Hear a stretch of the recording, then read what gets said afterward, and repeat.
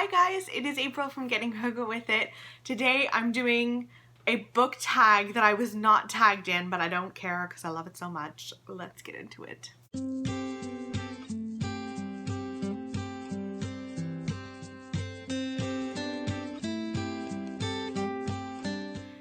So today I am doing the horror booktube tag. I cannot off the top of my head remember who created this tag. I'll sort that out, link it below. But I love the questions so much. I've been watching this tag go around and I just instinctually, I was just like, yes, I must do this tag immediately. So here we are. There are 12 questions. Let's just get right in. Question number 1. How and when did you get into horror? So let's be real. I didn't start reading like Stephen King or something when I was 8 years old. There is no way my mom would have ever let me do that. But I did read scary stuff like, I think it was called Bunnicula, which followed a little bunny who was like a vampire. It's so weird, but I loved that. It was a whole series. I got really into that. And then I moved on to the R.L. Stine Fear Street series, which I just consumed ridiculous amounts of. I loved that series as well. So I like dabbled in it slowly and age appropriate. Question number 2. What was the first horror book that you read? So I wouldn't classify the Fear Street books as like true horror. It's like children's horror. So the first horror book that I probably read was either Frankenstein, which might be more science fiction than anything else. Either Frankenstein or The Turn of the Screw by Henry James. That's probably truly the first horror book that I read. Now, some people might classify that as thriller. I don't know about that. It is very unclear whether it's a ghost story or something else. But it is about a governess who goes to a home where she takes care of these 2 kids.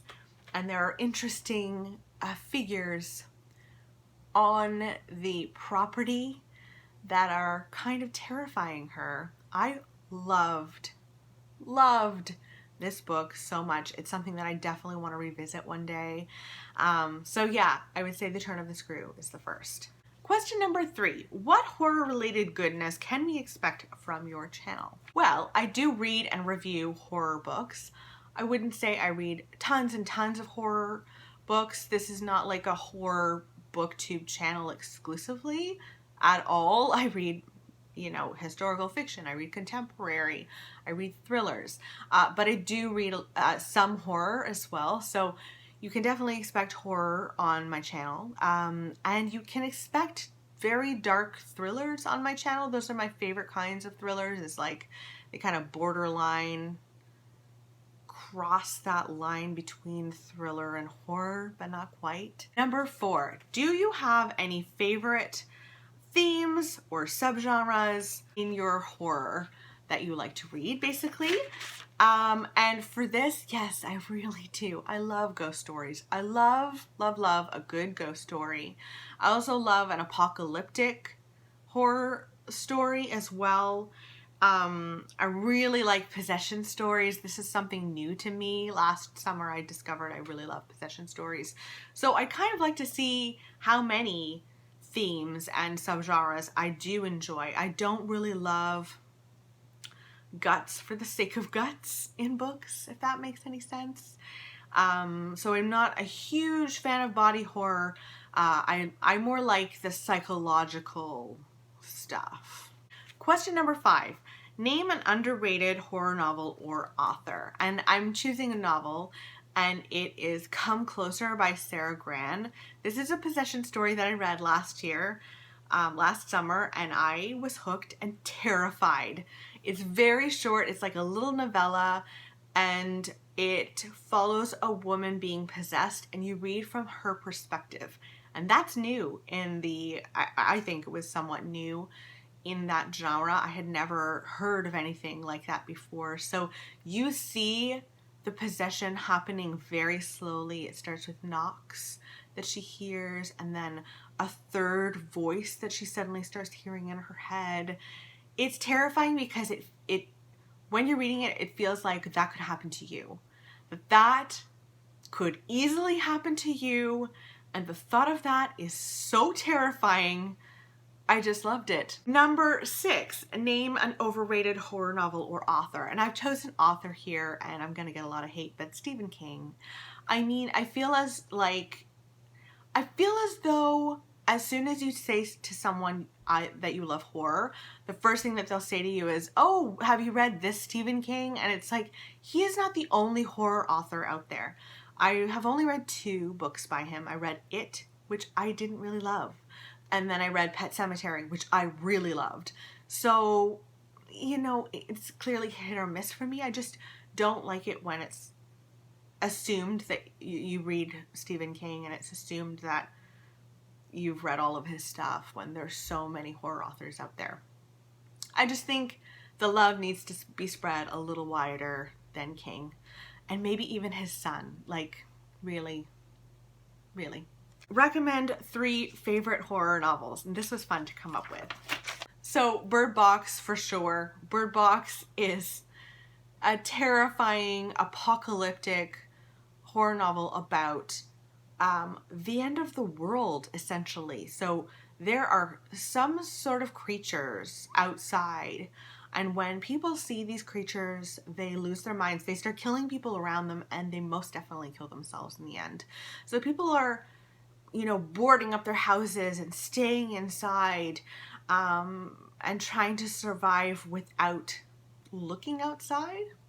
And we follow a mother and 2 children, and she has to leave the house that she's been staying in, this safe house, because I think they're out of food. And she blindfolds herself and her 2 children, and they get into a little boat at the back of the house where there's this river, and she is seeking a safe haven that she believes she knows where it is. It is terrifying to me. I really loved it. You kind of flash forwards and backwards in time where you're following her on the river, and then you're also following her as she discovers that this like pandemic is happening. And I loved all of that. It was just so much fun. I would also really recommend The Little Stranger by Sarah Waters. Now, this is a ghost story, but it is also almost more historical fiction. It's about this doctor who goes to this very grand house that he remembers actually as a kid because his mom used to work there. And the family has kind of fallen. They can't really afford the house anymore. It is kind of, you know, falling into ruin. It's in the process of that. And he's taking care of the family, which consists of a mother, a daughter, a son, and also a servant. And it is about their dynamics together, the rise of the middle class, the fall of the upper class, and it also has a little ghost thrown in there too. And I loved it because I got so invested in the characters and the story of these people that I would forget that there's a ghost, and then the ghost would show up and freak me out. Like, to the point where I think Barry went on a trip, and I was like, I need to finish this before he goes on the trip because I can't read this with him not here. It really terrified me because it was so subtle. But I know this is not everyone's cup of tea, but I loved it. The last book I really want to recommend is The Cabin at the End of the World by Paul Tremblay. This is about a family who rents a cabin. We meet Wen, who's sitting outside, like collecting frogs or something like that. And this man comes up the lane and he starts talking to her. She doesn't know him. She runs inside to her 2 dads. And then more people start coming up the lane. They're knocking on the door, just pleading with them to let them in. They're not going to hurt them. They just need their help to save the world.